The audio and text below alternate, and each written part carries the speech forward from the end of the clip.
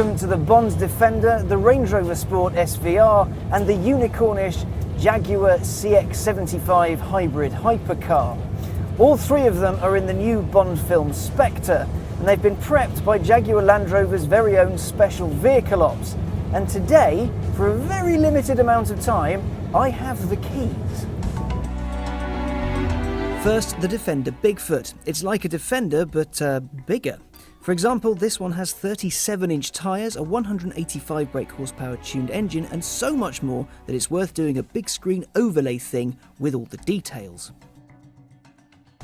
So even though I've only got it for a short amount of time, and I can only drive it at 30 miles an hour, lest it get damaged and Jaguar Land Rover find me in my sleep and murder me, it's quite a wonderful thing. Everything's very familiar. It does feel like a Defender, which means it's chunky, it's big, you can grab at everything, everything feels quite solid.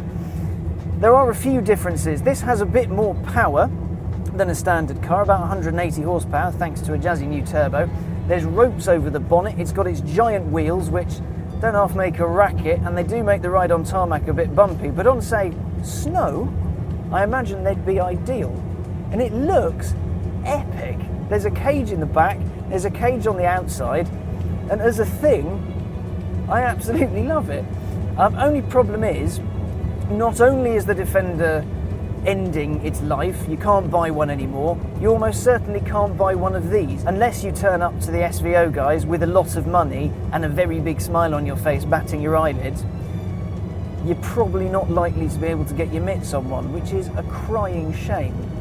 However, this is only the start of JLR's Spectre offerings, because there's a couple more to play with, and both have very big, very silly engines that I'll probably also only be able to drive at 30 miles an hour, but still, it's enough. If the Bigfoot wasn't enough, how's about this, the Range Rover Sport SVR? Its 5-litre supercharged V8 engine produces 550 horses and kicks this thing from 0 to 62 in less than 5 seconds. This is the fastest production Range Rover ever built, and because it was built in the first place by the SVO guys, they didn't really need to do much to get it Bond ready, apart from some tyres and the brightest lights known to man, as you can probably see. Now, I'm not allowed to drive this particular car over 30-40 miles an hour, but I have driven one of these before, and it's otherworldly, because it's massive and it's heavy, but it moves unlike something this size really should. It's unbelievably fast. 0 to 60 happens in less than 5 seconds. Its top speed somewhere north of 160 miles an hour. It sounds absolutely incredible.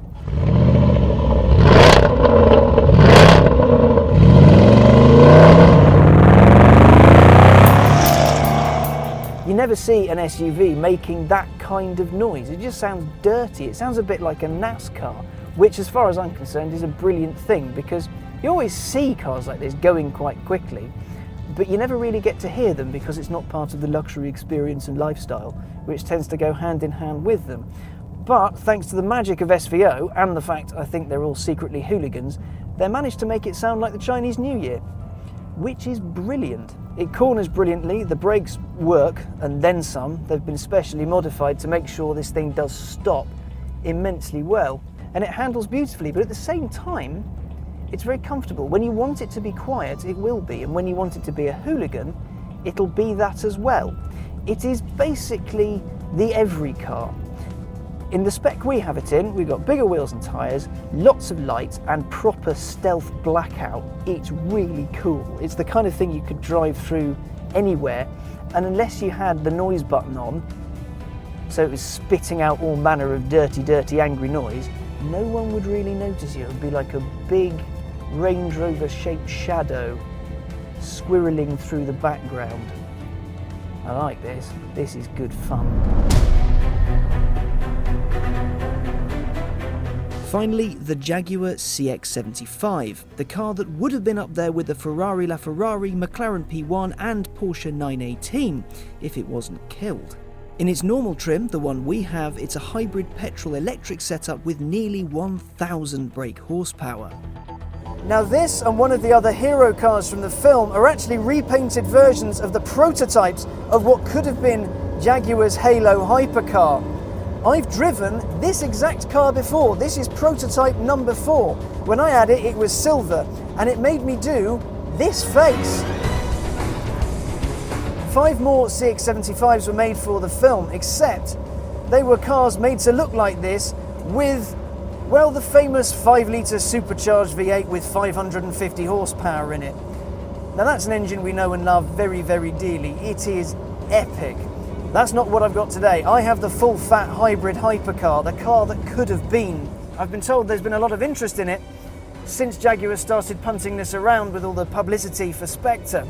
Now, if you want a bit more of a detailed thing of what it's like to drive, there is our full film on the CX-75, but this is what a 30-mile-an-hour stint in a proper Jag Cx-75 hybrid hypercar is like. As you can no doubt hear, it's quite noisy, but that's 1.6 litres of power making lots and lots of noise. Kicks out about 500 horsepower with all the gubbins on it, and then there's the electric stuff that will push this thing into the distance at a scary, scary rate of knots. It is mammothly quick. Up to 30, of course. It can go faster. I've done it. I did 189, 190 in one of these, which still remains the fastest I've ever driven. Jaguar's chief test driver, Mike Cross, took me out in one, and we did a shade over 200, even though the speedo only went to 198. Why?